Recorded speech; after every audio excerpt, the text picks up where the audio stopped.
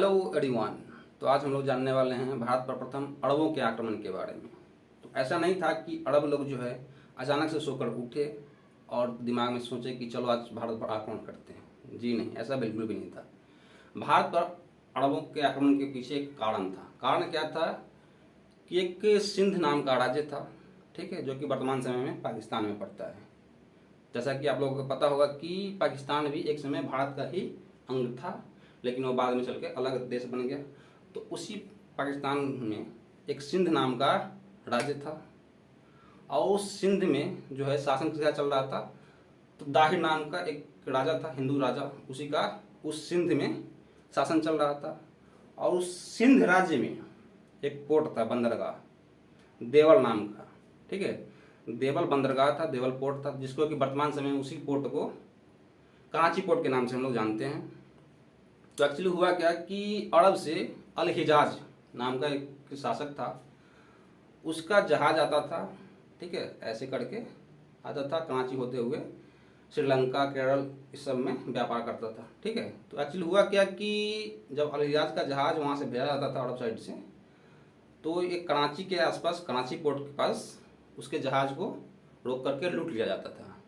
और ऐसा पता चला कि ये जो है सिंध का जो शासक है दाहिर, इसके लोग जो है उसके जहाज को रोक करके इस कराची पोर्ट के पास, यानी देवल पोर्ट के पास रोक करके उसको लूट लेता था। ऐसा एक बार हुआ, दो बार हुआ, बार बार जब होने लगा तो अल हिजाज ने अपने दामाद को, जिसका कि नाम था मोहम्मद बिन कासिम, उसको भेजा, ठीक है, कि देखो कि क्या मैटर है।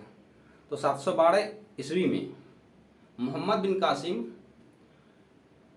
भारत आया और सिंध पर आक्रमण किया, ठीक है, सिंध पर आक्रमण किया। सिंध का जो राजा था दाहिर, हिंदू राजा था दाहिर, उसको उसने मार गिराया, ठीक है, मार गिराया और सिंध पर जो है अपना साम्राज्य खड़ा कर लिया, मतलब सिंध पर अपना राज कर लिया, ठीक। और उसके बाद सिंध के बाद वो मुल्तान वगैरह भी जीता आगे चल करके।